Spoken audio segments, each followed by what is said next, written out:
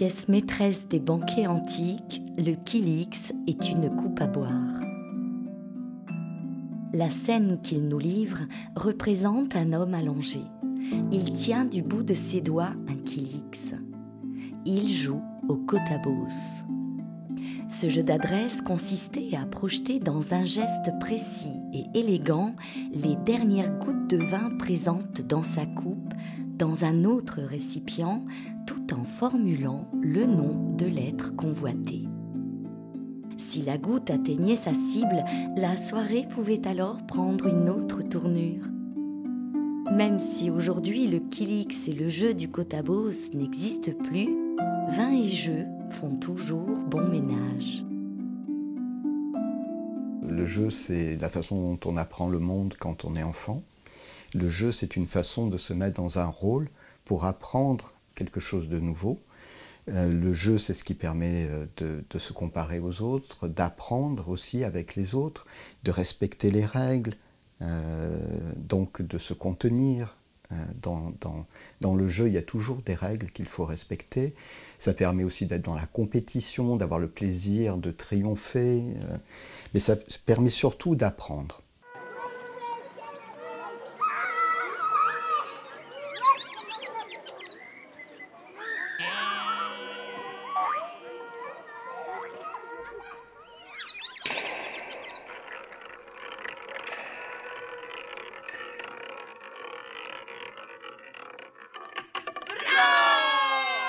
Quand on est avec des amis, quand on joue, quand on boit ensemble, on additionne les plaisirs. Et il y a un effet euphorisant à tout ça. On peut trouver beaucoup de plaisir à jouer en buvant, effectivement. Le problème, c'est toujours l'excès, c'est-à-dire que les personnes qui sont par exemple addictes au jeu, il faudrait éviter de les faire boire. Parce que, évidemment, comme c'est désinhibant, il n'y a plus de limites. Si on supprime les limites, le jeu qui normalement est festif devient un jeu qui va être dangereux.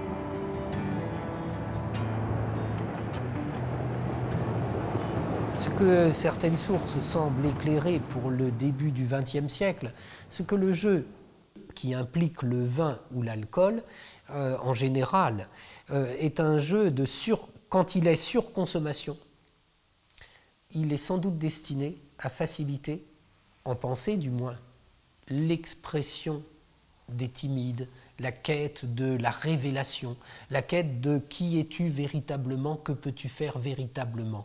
Et c'est sans doute dans ce contexte que se situent des jeux dans lesquels on joue et la pénalité consiste à perdre encore un peu plus de ses moyens en devant boire encore un peu plus, ce qui est la double peine. Parce que celui qui perd boit, celui qui boit perd, celui qui perd à nouveau doit reboire. Et ainsi, il démontre ses capacités de résistance aux yeux du groupe auquel il appartient.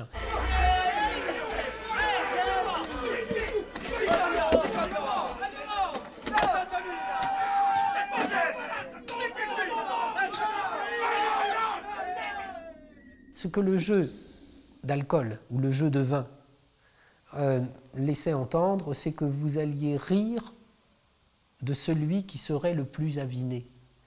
Le tout étant de savoir qui serait le moins aviné. Donc il y a aussi au départ l'idée de passer un bon moment à rire les uns des autres, y compris si ça tourne mal, parce que l'alcool ne rend pas tout le monde heureux, et que certains pouvaient avoir un ressenti de honte ou de fureur qui faisait terminer la partie loin du projet initial.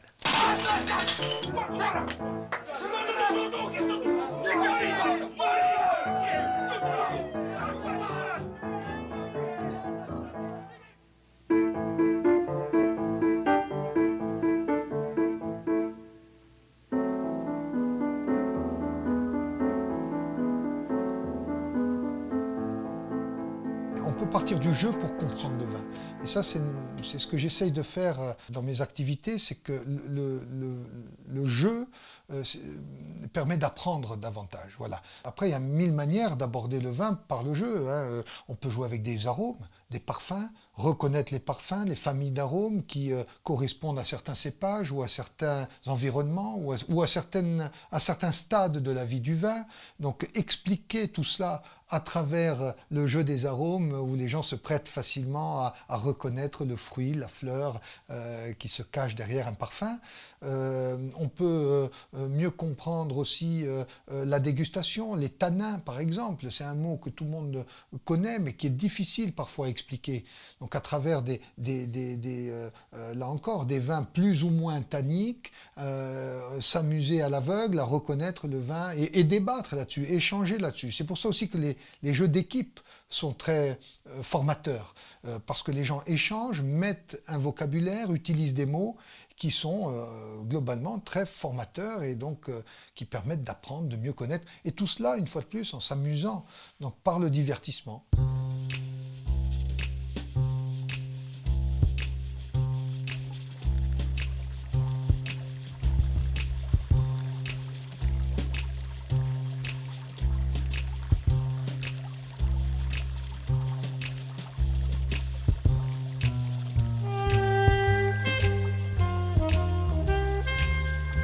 C'est vraiment une conception nouvelle, je crois. Pas de jouer autour du vin, parce que ça s'est peut-être toujours fait, mais de créer un escape game qui permet à la fois de mieux comprendre le terroir de Corse, la diversité géologique, d'aborder la dégustation par ces 3 phases, l'œil, le nez et la bouche, reconnaître des vins à l'aveugle. C'est, je crois, quelque chose d'unique et qui sans précédent.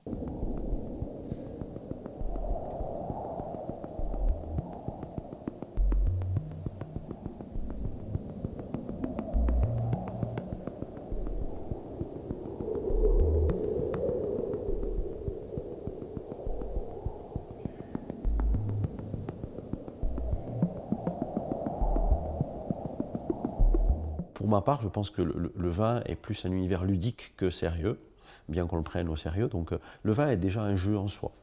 C'est déjà un jeu en soi. D'abord parce que quand on aime le vin et qu'on a envie de découvrir son univers, on apprend en s'amusant. Ça, c'est la première chose. Et la deuxième chose, c'est que le vin, voilà, quand on est vigneron, quand on est caviste, quand on parle du vin, on ne sauve pas des vies, quoi. On est dans un univers de plaisir, de gastronomie.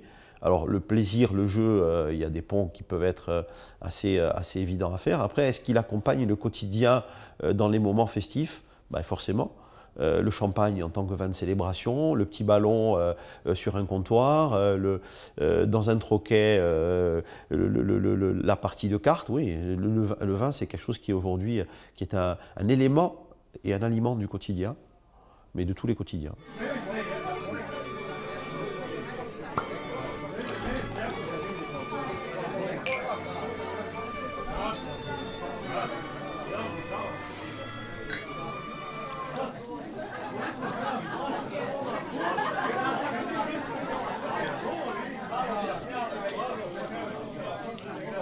Regardez l'Antiquité avec ses coupes ouvragées sur lesquelles vous voyez des banquets avec des jeux qui se déroulent et la consommation des vins. Regardez ce qu'étaient les cabarets anciens. Regardez comment dans les cafés du début XXe siècle, les jeux de dés étaient accompagnés de la consommation d'un petit verre de vin. Regardez le rôle du verre de vin dans le moment de repos, de la sociabilité d'un bar de campagne des années 1950. Et vous avez tout compris, parce que le vin pose les personnes pour un moment de discussion. Donc le vin, il a cette fonction d'entrer dans la rupture du temps et il accompagne souvent des moments de détente. Et à l'extrême, il devient jeu d'apprentissage, rite d'initiation, rite de passage. Et c'est là où cela peut produire les pires effets. Mais il faut encore, au-delà des jugements, je ne suis pas juge, je ne peux que constater que je ne connais aucune époque qui n'ait engendré de tels jeux. Donc c'est sans doute inscrit dans le fonctionnement profond de nos sociétés.